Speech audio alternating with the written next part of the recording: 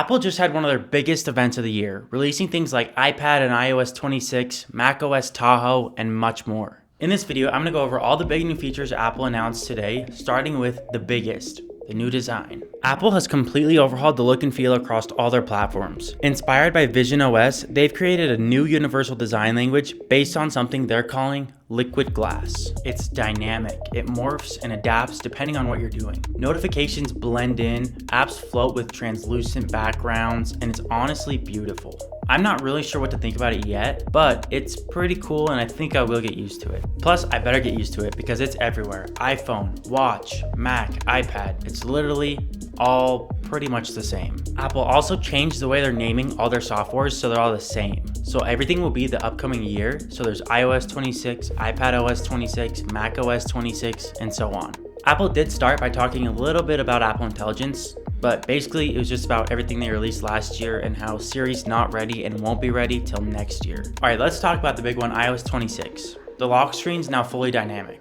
The time on the lock screen will now dynamically scale to fit the subject of the photo, and 2D photos can automatically be turned into 3D photos. They also brought animated artwork to your lock screen, and you can also get your Apple Music albums, and they kind of are live and animated and look really cool. And your photos will actually move up higher depending on how many notifications you have, so the subject is always visible. The camera app is now a lot more clean. Now you just have a photos section and a video section. When you click into something like the video section, then you get all your video settings. It's not this huge change, but hopefully it'll make things feel a little less cluttered. The Photos app in iOS 18 was really bad, and Apple has kind of tried to fix it a little bit by bringing tabs back, but I guess we'll have to see when we get it to actually know how much better it is. These dynamic controls now change size based on context. If a feature isn't needed, it shrinks or fades, so the UV feels smarter and cleaner. They've also completely redesigned the phone app with some optional changes. Now you'll be able to see everything on one screen with your favorites on top, your recents and voicemails in the middle, and then at the bottom, you'll see a little tab bar.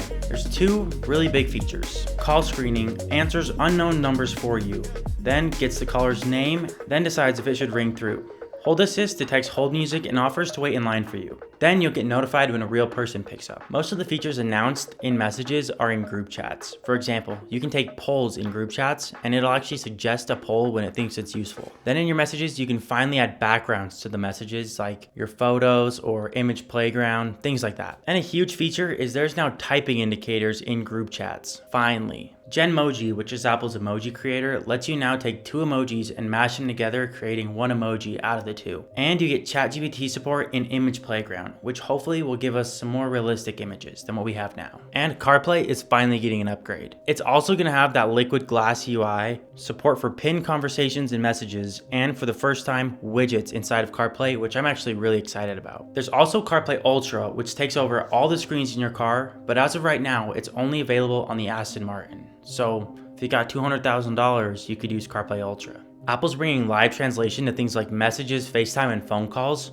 And I can't believe we didn't think about this before. This is actually a really good idea. So you could message someone in English and it'll instantly translate it into Spanish and send it to them in Spanish. Then when they text you back in Spanish, it'll instantly translate it to English. Apple Music even translates different languages in real time and gives you pronunciations for different languages. The Maps app will learn your daily routine and instantly give you directions. If it's going to take longer to get somewhere, it'll notify you that you should probably leave soon. The Wallet app now supports digital IDs for passports for international travel. And they say that they're going to add better support for driver's licenses, but they've literally said this for years and there's still only like 6 driver's licenses available. Boarding passes now show things like live flight tracking and new buttons on your pass so you can quickly find your luggage AirTags with just a tap. Apple's also releasing a new Games app across all their devices. There's a home tab for news and updates, Apple Arcade section, library of all the games you've ever downloaded, and a Play Together to see what your friends are playing. The only really cool part about this is you can have challenges to compete with your friends to get more points in a certain game, things like that.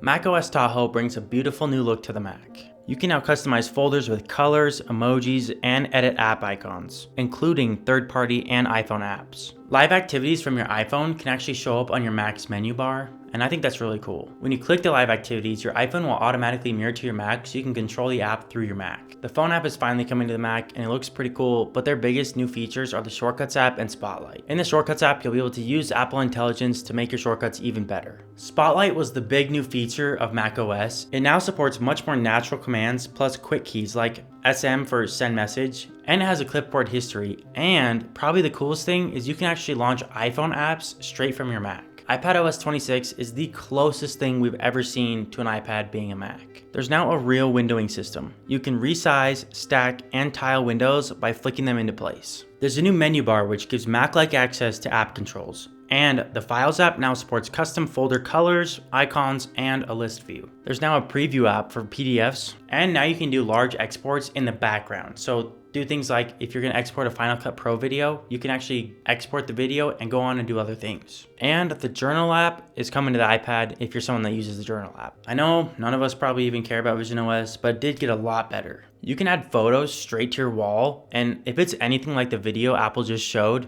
it's actually really cool. They also added support for Sony's VR Sense controller. They added native 360 video playback from things like GoPro and Insta360. Now you can save your eye and hand scans from your Vision Pro to your iPhone. That way, when you go to use a different Vision Pro, it's a quicker setup. And finally, you can connect multiple Vision Pros together so you can watch movies or play games with your friends that also have Vision Pros, which I think is nobody, but still cool. Over the next few weeks, I'm going to be putting out very detailed videos about each of these software updates, so subscribe and stay tuned.